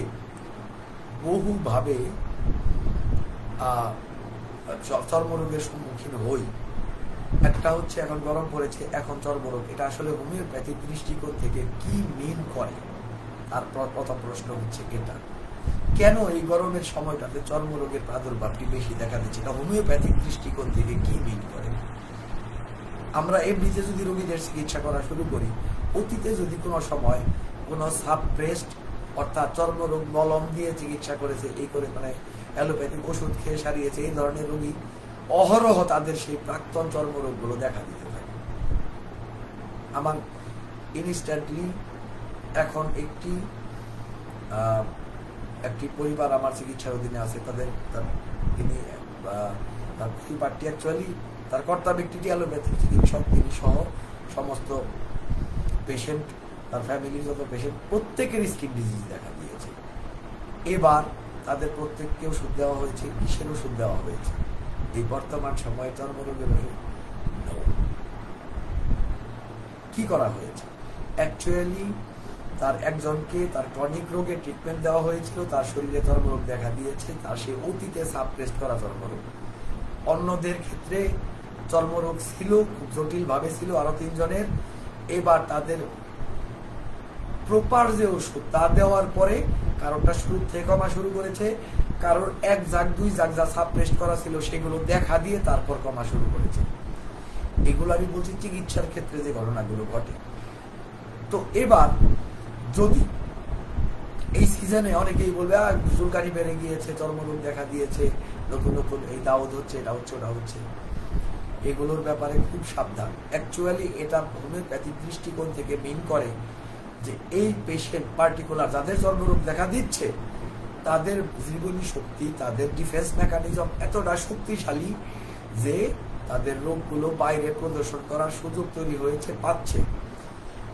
সেই গরমের সিজনটা এমন একটা সিজন যেখানে আমাদের ঘাম হয়, আমাদের রোগগুলো খুলে যায়, আমাদের আবহাওয়া, পরিবেশ, এই জীবনী শক্তি যদি যথেষ্ট শক্তিশালী থাকে তাহলে এই লক্ষণগুলো প্রকাশ করতে তার সুবিধা হয়। এই কারণে গরমের দিনে হোমিওপ্যাথিক দৃষ্টিকোণ থেকে আমি ব্যাখ্যাটি করছি। অ্যালোপ্যাথিক দৃষ্টিকোণ থেকে ব্যাখ্যাটি ভিন্ন। সেখানে বলা হবে জীবাণুর সংখ্যা বৃদ্ধি পায়, ফলাফলস্বরূপ সেই জীবাণুগুলোতে এই পরিবেশে আমরা আক্রান্ত হই, বেশি আক্রান্ত হই। কথাটা ভুল নয়, কথাটি সত্য। কিন্তু যদি শীতের দিনেও এই জীবাণুগুলো আক্রান্ত করে, বহু সময় আছে যে করতে পারে না, করলেও তেমন একটা সুবিধা হবে না। তো সেটাকে উত্তেজক কারণ হিসেবে যদি আমরা বিবেচনা করি, এই কারণেই বললাম যে মানুষের শরীরে গরমের দিনে এই লক্ষণগুলো প্রকাশ করতে সুবিধা হয়, প্রকাশ পায়। এবং যদি তাদের জীবনী শক্তি যথেষ্ট শক্তিশালী থাকে, যদি ডিফেন্স মেকানিজম শক্তিশালী থাকে, যার ডিফেন্স মেকানিজম শক্তিশালী নয় তার বেলায় গরমের দিনেও চুলকানিটা দেখা দেবে না। তাহলে যদি এই হয় অবস্থা, আমাদের করণীয়টা কি? আমরা তো মনে করি এটা সোয়াচে রোগ, এর কাছ থেকে এর হয়েছে। হ্যাঁ, সোয়াচে হতে পারে, সোয়াচে হতে পারে, যা কিছুই হোক না কেন। সোয়াচে হলেও দেখবেন আপনার ঘরের 5 জনের মধ্যে 4 জনের হয়েছে, 1 জনের হয়নি। তো তার বেলায় কেন রোগটা সোয়াচে হলো না? কোশ্চেন এগুলো। মুদ্রা কথাটি হচ্ছে যে পুরো ডিজিজ প্রসেসটাকে বুঝে সেই চর্মরোগগুলোকে ভুলেও যদি আপনি এই বছর মলম দিয়ে সাপ্রেস করেন, সামনের বছর আবার আপনি ভুগবেন কিংবা বড় কোনো রোগে আক্রান্ত হবেন। তো কাজেই এই বছর আপনার যে চর্মরোগগুলো দেখা দিয়েছে সেগুলোকে সাপ্রেস করবেন না, প্রপার হোমিওপ্যাথিক চিকিৎসা গ্রহণ করুন। এ তো এইবার সারবে, সারা জীবনের জন্য সারবে। আপনি প্রচন্ড ভালো থাকবেন এবং এগুলোর অবদমনের ফলস্বরূপ, এগুলোকে সাপ্রেশনের ফলস্বরূপ, এগুলোকে ঢেকে দিয়ে শরীরে আরো অভ্যন্তর প্রদেশে কোনো রোগ তৈরি করার যে নেতিবাচকতার সম্মুখীন আপনি হতেন, তার থেকে আপনি রক্ষা পাবেন যদি এবার প্রপার হোমিওপ্যাথিক ট্রিটমেন্টটি আপনি করেন। তো এই চর্মরোগ অনেক জাতের হচ্ছে, যাই হোক না কেন হোমিওপ্যাথিক দৃষ্টিকোণ থেকে তার মূল মিনিং হচ্ছে এটাকে অনুসরণ করে আপনাকে এগোতে হবে। রোগী হিসেবে আজকে তো আসলে প্রোগ্রামটা রোগীদের জন্য, আমাকে যা কিছু বলতে হয় রোগীদের জন্য বলতে হয়। আজকের প্রোগ্রামে খুব সাধারণভাবে বললে যে হোমিওপ্যাথিতে এটাকে গোড়ার থেকে সারানোর উপযুক্ত সময় এই গরমকাল। দেখা দিয়েছে তো সারিয়ে ফেলুন, ভালো থাকবেন সারা জীবন। ধন্যবাদ শরীফ রেজা, চমৎকার গুরুত্বপূর্ণ এবং সময় উপযোগী কোশ্চেনটির জন্য।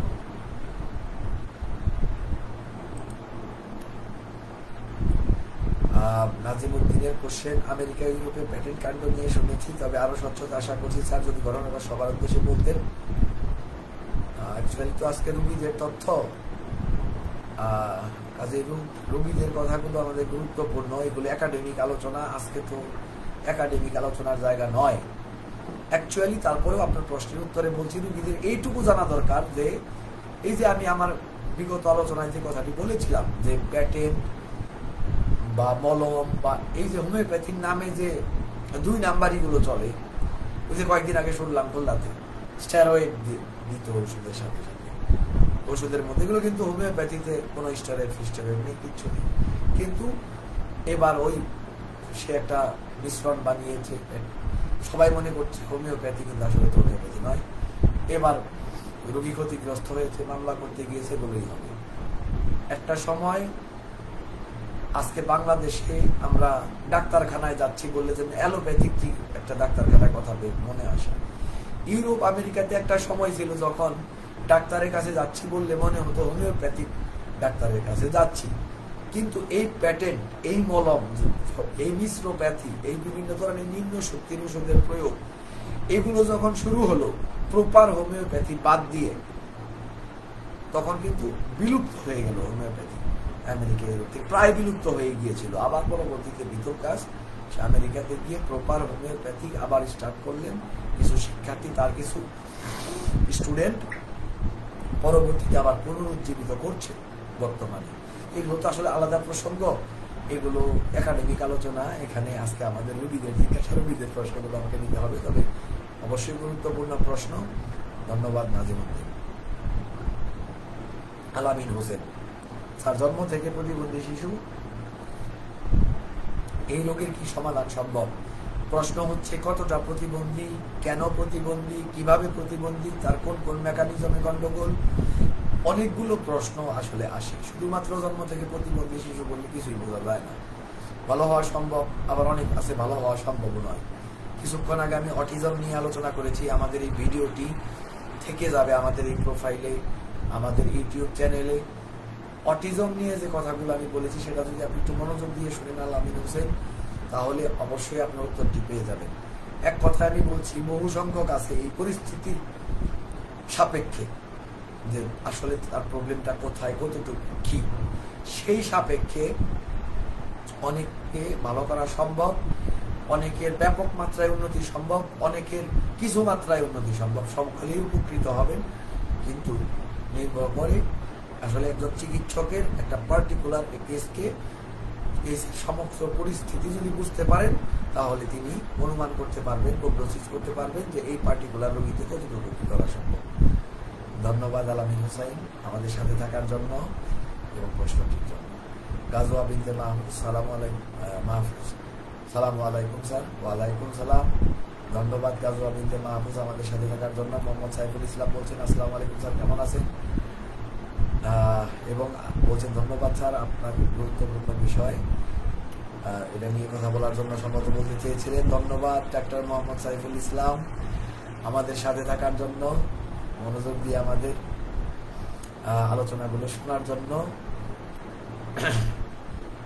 মোহাম্মদ নাজিমুদ্দিন আরেকটি কোশ্চেন করছেন। নাজিমুদ্দিনের কোশ্চেনগুলো খুব সুন্দর। অনেক হোমিওপ্যাথিতে সব রোগী সারে বলে যে ধারণা সমাজে বিদ্যমান, তার ব্যাপারে সঠিক তথ্য না থাকলে ভুল বোঝাবুঝির সুযোগ থাকে। এটাও যদি বলতেন, নইলে রোগীর মন ভাঙবে, চিকিৎসকের বদনাম হবে, কারণ এমন রোগ যা মডার্ন মেডিসিনে আরোগ্য অসম্ভব, তাও হোমিওপ্যাথিতে সারে। তাই এলোমেলো হওয়া স্বাভাবিক। অ্যাবসলিউটলি সত্য। রোগীরা হোমিওপ্যাথিতে সব সারে, এটাও সত্য, হোমিওপ্যাথিতে সারে না, এটাও সত্য। কিভাবে সত্য আমি বুঝিয়ে বলছি। অনেকগুলো আলোচনায় আপনারা শুনেছেন ক্যান্সার, অটিজম বা অনেক প্রতিবন্ধী শিশুর আলোচনা, বা আমি মাঝখানে একটু ডিসকাসও করেছি যে কোন পর্যায়ে গেলে রোগ সারে এবং কোন পর্যায়ে গেলে সারে না। অ্যাকচুয়ালি হোমিওপ্যাথিতে যে কোনো অস্বাভাবিক লক্ষণ সারা সম্ভব, যে কোনো রোগ সারা সম্ভব, কিন্তু প্রত্যেকটা জিনিসের একটা সীমা রয়েছে। ধরেন 90 বছর বয়স্ক একজন ব্যক্তির ফুসফুসে ক্যান্সার হয়েছে, সেকেন্ড গ্রেডে বা থার্ড গ্রেডে চলে গিয়েছে, এবার তাকে দুনিয়া থেকে নেওয়ার জন্য আল্লাহ এটা দিয়েছেন, তার ইমিউনিটি সিস্টেম অনেক দুর্বল, এই পর্যায়ে তার ডিফেন্স মেকানিজম প্রায় নেই, তাকে কি বাঁচানো সম্ভব হবে? স্বাভাবিকভাবে হবে না। কিংবা একটা শিশু জন্মেছে, যার ব্রেনে জন্মেছে ব্রেনের একটা অংশে প্যারালাইসিস নিয়ে এবং ইররিভার্সিবল প্যারালাইসিস নিয়ে, এবং এটা সেরিব্রাল পলসি বলা হয়। এখন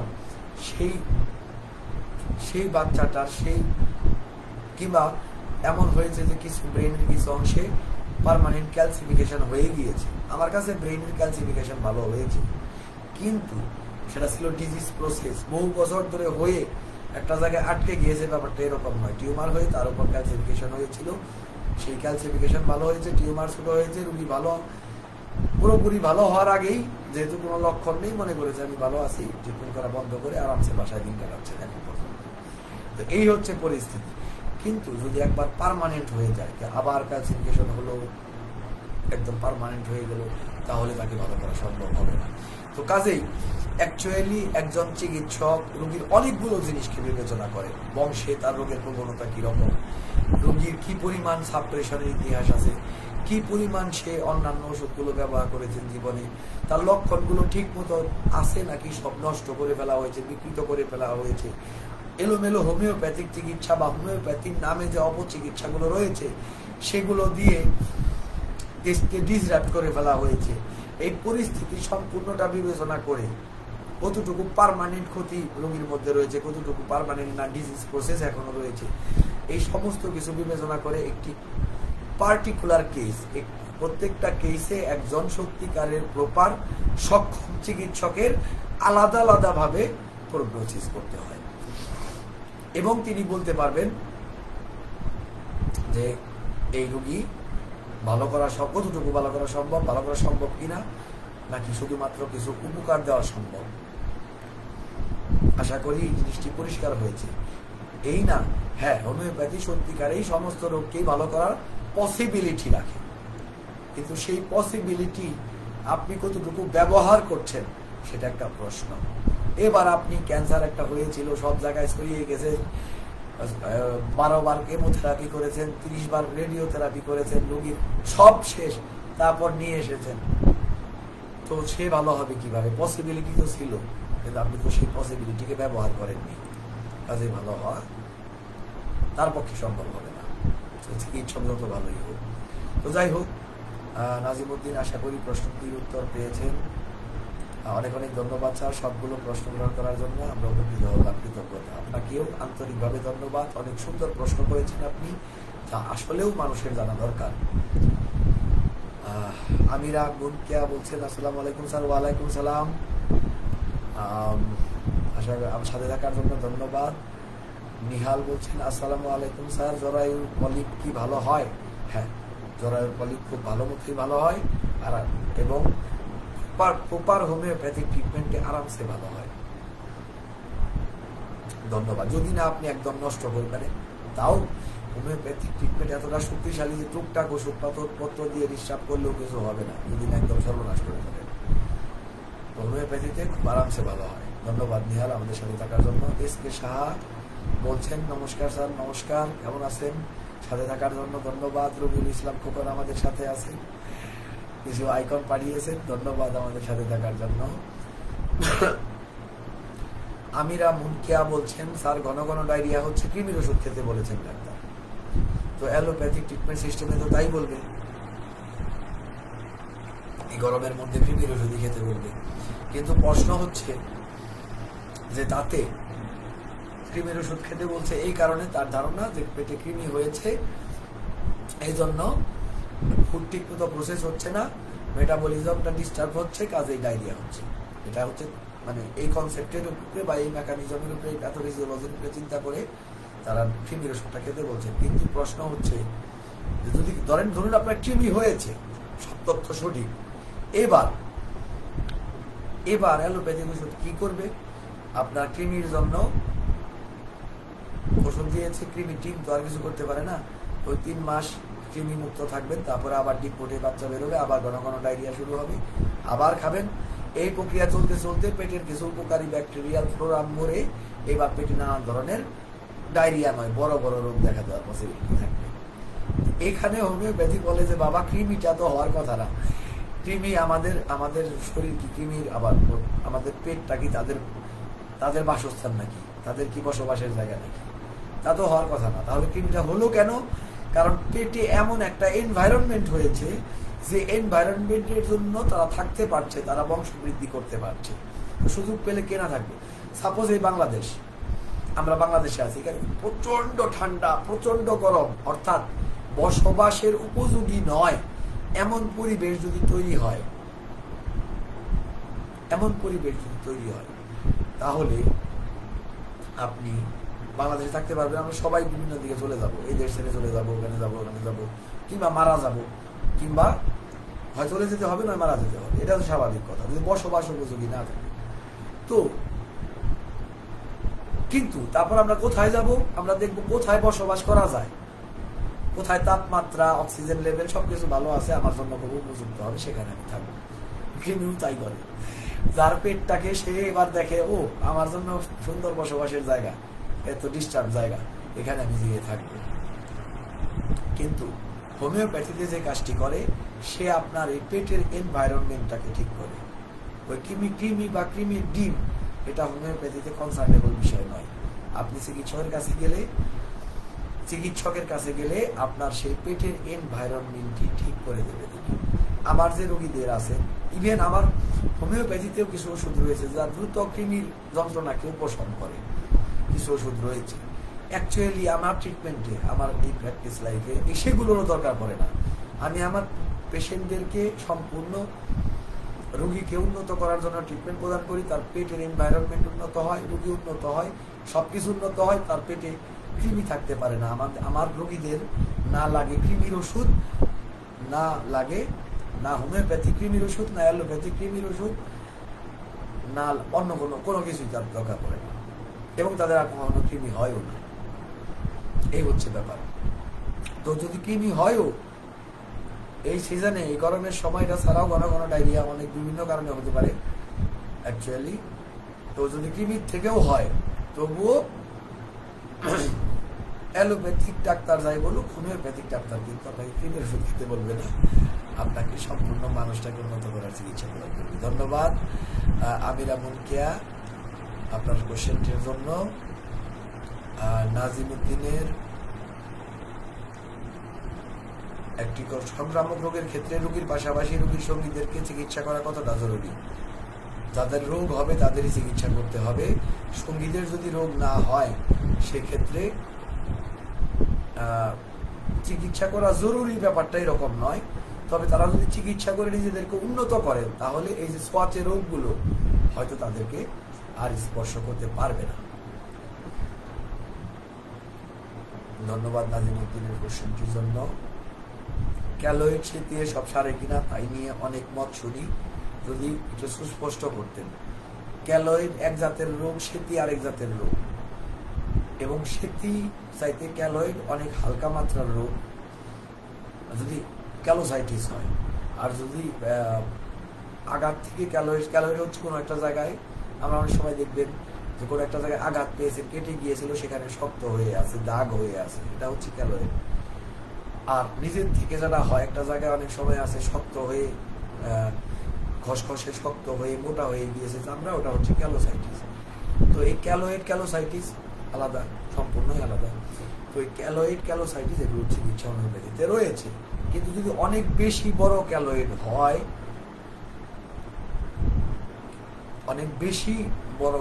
হয়, সেক্ষেত্রে নাও যেতে পারে, যেটা অনেক, ওই যে বললাম ড্যামেজটা অনেক বেশি হয়ে গিয়েছে।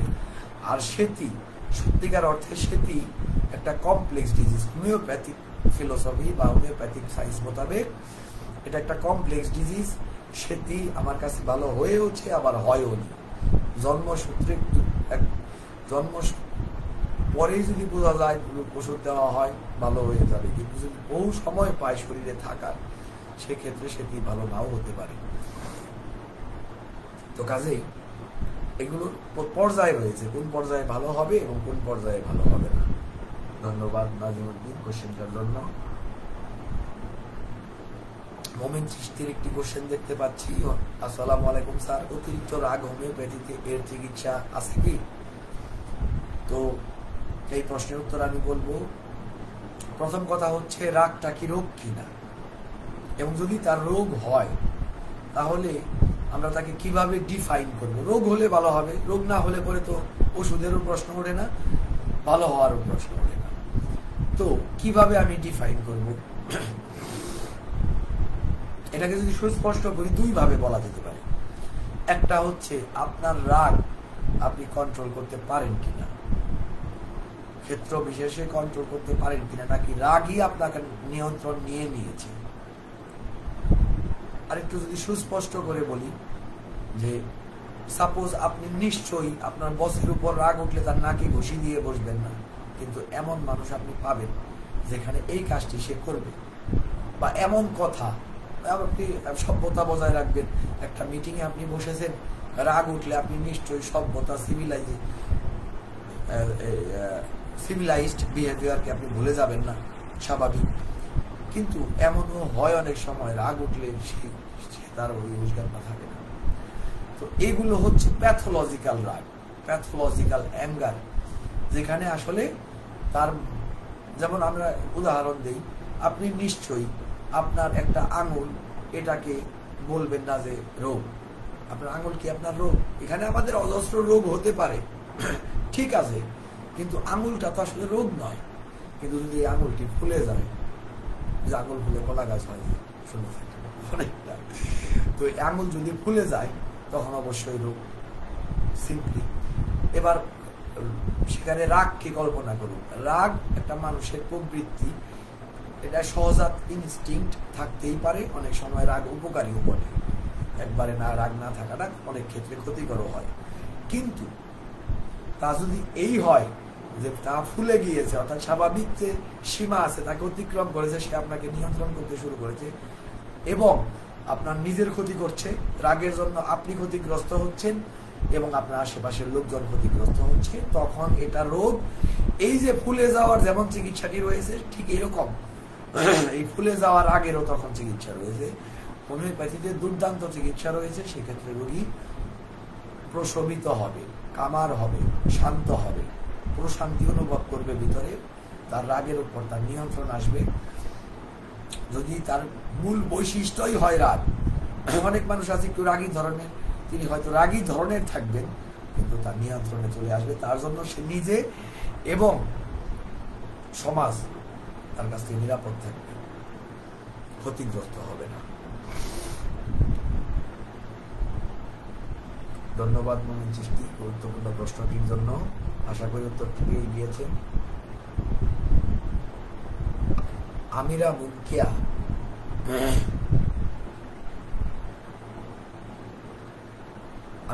বলছেন নাকের হাড় বাঁকা, পলিপ ও পলিসিস্টিক ওভারি, অনিয়মিত মাসিক, এগুলোর সবগুলোরই খুব ভালো চিকিৎসা, হোমিওপ্যাথিতে খুব ভালো চিকিৎসা, এবং এগুলোতে ফেল করার কথা নয় একদম। আর নাকের হাড় বাঁকা যদি অতিরিক্ত বেঁকে যায় সেটা ভিন্ন কথা। তারপরেও আমার কাছে একজন পেশেন্ট, আমার জীবনে অনেক বড় বাঁকা আমি পেয়েছিলাম, আমাদের পাশে পাথরিশা দিক থেকে এসেছিল একজন পেশেন্ট। আমি মনে করেছিলাম এই পেশেন্টের অপারেশন লাগবে, তারও অপারেশনের প্রয়োজন পড়েনি, যদিও তার নাকের হাড় কিছুটা বাঁকা এখনো রয়েছে, কিন্তু স্বাভাবিক জীবনযাপন করছে আমার কাছে ট্রিটমেন্ট করাকালীন সময়ে। তো কাজে এইগুলো পলিসিস্টিক ওভারির অনেকগুলো কেস আপনারা আমার যে রিসেন্টলি যে বইটি আসতে যাচ্ছে সেই বইটিতে পাবেন। পলিসিস্টিক ওভারি ভালো হয়েছে, আরো বেশ কিছু ওভারি, আরো অনেক ধরনের সৃষ্টি ভালো হয়েছে, যেখানে আপনারা পাবেন এন্ডোমেট্রিওটিক সিস্ট, চকোলেট সিস্ট, বিভিন্ন সিস্ট ভালো হয়েছে, আপনারা পাবেন সেখানে। তো এগুলো হোমিওপ্যাথিতে বলতে গেলে আমি বলবো যেগুলো কঠিন চিকিৎসা নয়, এগুলো আরামসেই ভালো হয়। ধন্যবাদ আমিরা মুনকিয়া আপনার আরেকটি কোশ্চেনের জন্য এবং আমাদের সাথে থাকার জন্য। নাজিমুদ্দিনের আরেকটি কোশ্চেন, আজকাল যা দেখা যায় যে কারো বিপদে কেউ এগিয়ে না এসে কেবল চেয়ে দেখে, এই ব্যাপারটা কি রোগের পর্যায়ে পড়বে? যদি তাই হয় তবে চিকিৎসা সম্ভব? এবং আরেকটি প্রশ্ন আপনার আছে, সমকামী চিন্তার চিকিৎসা সম্ভব কিনা। হ্যাঁ, সমকামী চিন্তার চিকিৎসা সম্ভব। এটা মানুষের স্বাভাবিক প্রবৃত্তি নয়, এটা প্রকৃতির স্বাভাবিক নেচার নয়। দেখুন, আমরা স্বাভাবিকতার বিচার করি হচ্ছে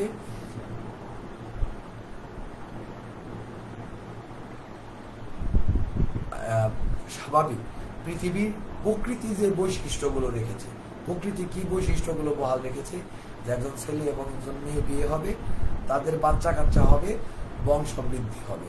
পুরো সেক্স ব্যাপারটাই হচ্ছে এই বংশ বৃদ্ধির জন্য প্রকৃতি আমাদের মধ্যে ব্যবস্থা করে রেখেছে। সেখানে সমকামিতা নিশ্চয়ই বংশ বৃদ্ধি করাবে না। ফলাফলস্বরূপ এটা প্রাকৃতিক পদ্ধতি নয়। আমি একটু আগে যে কথাটি বলেছি, যা কিছুই স্বাভাবিক নয়, প্রাকৃতিক নয়, তাই রোগ লক্ষণ। এ কারণে সমকামী চিন্তা, সমকামিতা, এই সব দুটোরই চিকিৎসা সম্ভব, চিকিৎসা রয়েছে হোমিওপ্যাথিতে। এবং আপনার যে প্রশ্ন, কারো বিপদে কেউ এগিয়ে আসে না, এটা অনৈতিকতা, এটা চিকিৎসার বিষয় নয়। রোগের কারণে অনৈতিকতাগুলো, মানুষের অনৈতিকতাগুলো প্রভাবিত হয় না এটা আমি বলবো না, হয়। কিন্তু যদি আপনি এই দৃষ্টিকোণটি দেখেন, কেউ কাউকে সাহায্য করছে না, স্বার্থপরতা বৃদ্ধি পেয়েছে, তো এগুলাকে এই পার্সপেক্টিভ থেকে দেখতে হয় যে এগুলো অনৈতিকতা, যা করা উচিত নয় তাই করছে। তো নেপথ্যে রোগ থাকুক বা না থাকুক, দৃষ্টিকোণ হচ্ছে এটি। দেন তারপর যদি কোনো কিছু প্যাথোলজিক্যাল থাকে, যেমন রাগের কথা একটু আগে আমি আলোচনা করলাম যে রাগ প্যাথোলজিক্যাল, সেই ক্ষেত্রে প্যাথোলজিক্যাল যদি আপনি কোনো কিছু দেখতে পান, প্যাথোলজিক্যাল উদাসীনতা, প্যাথোলজিক্যাল নিষ্ঠুরতা, অ্যানাকার্ডিয়ামে যেটা থাকে আমাদের ওষুধগুলো, প্যাথোলজিক্যাল স্বার্থপরতা, সেখানে অবশ্যই তার রোগ লক্ষণ, এবং সেখানে হোমিওপ্যাথি সহযোগিতা করতে পারে। ধন্যবাদ নাজিমউদ্দিন আপনার কোশ্চেনটির জন্য। শাখাওয়াত শেখ তিনি একটি প্রশ্ন করেছেন, বেশ লম্বা প্রশ্ন, আমি একটু পড়ছি। আসসালামু আলাইকুম ডাক্তার সাহেব, আপনার ইউটিউব চ্যানেল থেকে জানতে পেরেছি আইবিএস করলে ভালো হওয়া সম্ভব, রাইট? অ্যাবসলিউটলি।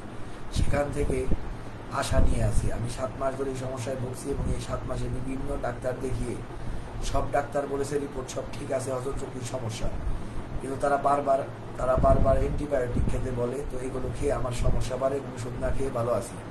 অবশ্যই আপনার বক্তব্য শুনে ওষুধ খাওয়া বাদ দিয়েছে, এবং এখন আমার সমস্যা উদারময়, ওজন 10 কেজি কমে গেছে। এটা কি আরো সম্ভব? ধন্যবাদ। আপনি কি দেখেছেন, কি করেছেন, সবকিছু আমার কাছে যথেষ্ট এলোমেলো লাগছে। আপনি বললেন আমি বলেছি ইউটিউবে আইবিএস ভালো হওয়া সম্ভব। ওকে ফাইন, আমি বলেছি, কিন্তু সেটা বলেছি হোমিওপ্যাথিতে ভালো হওয়া সম্ভব। সেখানে আপনি অ্যান্টিবায়োটিক খাচ্ছেন, এই কয়দিনের মধ্যে বিভিন্ন ডাক্তার দেখিয়েছেন, আপনি কোথা থেকে ভালো হবেন? আইবিএস এর অ্যালোপ্যাথিতে চিকিৎসা, মানে কিউরেটিভ ট্রিটমেন্ট নেটে দিয়ে সার্চ দিয়ে দেখুন আছে কিনা, আমার জানার মধ্যে নেই। ফলাফলস্বরূপ ওই কয়েকদিন ভালো, কয়েকদিন খারাপ, এগুলো চলতে থাকে। মধ্যখান থেকে বিভিন্ন পার্শ্ব প্রতিক্রিয়ায় প্রবলেম আরো বেশি হয়, ওজন কমবে, এই করবে, সেই করবে। তো কাজেই এগুলো আপনি অ্যান্টিবায়োটিক আমার কথা শুনে গিয়ে আপনি অ্যালোপ্যাথিক, হোমিওপ্যাথিতে ভালো হবে শুনে গিয়ে আপনি অ্যালোপ্যাথি করলে পরে সেটার জন্য আমি আপনাকে কি বলবো বলুন? আপনি একজন প্রপার হোমিওপ্যাথিক ডাক্তারকে যদি দেখান, সেখানে না আপনার আইবিএস ভালো হওয়ার পসিবিলিটি থাকবে। অ্যালোপ্যাথিতে নেই, সেটাও তো আমি সেই ভিডিওতে বলেছি। আপনি এখানে কেন করেছেন আমি ঠিক জানি না, আসলে কি বুঝে কি করেছেন। তবে ধন্যবাদ আমাদের জানানোর জন্য। শাখাওয়াত শেখ, তো এইবার আমি আর কোনো কোশ্চেন দেখতে পাচ্ছি না। যদি আর কোনো কোশ্চেন না থাকে, আমাদের অলরেডি 1.5 ঘন্টা প্রায় হয়ে গেছে আমাদের অনুষ্ঠান, এবং আমাদের এই পুরো প্রোগ্রামটি আমাদের থেকে যাবে আমাদের ইউটিউব চ্যানেলে, এবং আমাদের এই হোমিও ডাইজেস্টের এই প্রোফাইলে, আমার প্রোফাইলে, সব জায়গায় থেকে যাবে। তো কাজেই আপনারা চাইবো যে যতটুকু সম্ভব, যত বেশি সম্ভব শেয়ার করে এটাকে ছড়িয়ে দিন। আমরাও চেষ্টা করব ধারাবাহিকভাবে, বিভিন্ন ব্যস্ততার কারণে আমরা এই প্রোগ্রামটিকে আসলে একদম নিয়মতান্ত্রিক ভাবে করতে পারি না, একটু সময়ের এদিক সেদিক হয়ে যায়, দেরি হয় অনেক সময়। তবে চেষ্টা করব যত বেশি সম্ভব এই অনুষ্ঠানটি সামনে করার জন্য। যেন আপনারা আপনাদের প্রশ্নগুলো উত্তর পেয়ে প্রপার চিকিৎসা পেয়ে সুস্থ জীবন লাভ করতে পারেন। তো আজকে আমরা আমাদের আলোচনা আজকে এই পর্যন্তই রাখবো। আগামীতে আবার কোন একটা অনুষ্ঠানে আপনাদের সাথে দেখা হবে এবং আপনাদের সাথে আপনাদের প্রশ্নগুলোর উত্তর নিয়ে আমরা কথা বলতে পারবো। সেই প্রত্যাশা রেখে আপনাদের প্রত্যেকের সুস্থতা, উন্নত জীবন এবং সমৃদ্ধ সময় কামনা করে আজকের লাইভ ভিডিও আমি এখানে সমাপ্ত করছি। আগামীতে আবার কোনো ভিডিওতে অবশ্যই দেখা হবে আপনাদের সবার সাথে। ধন্যবাদ সবাইকে।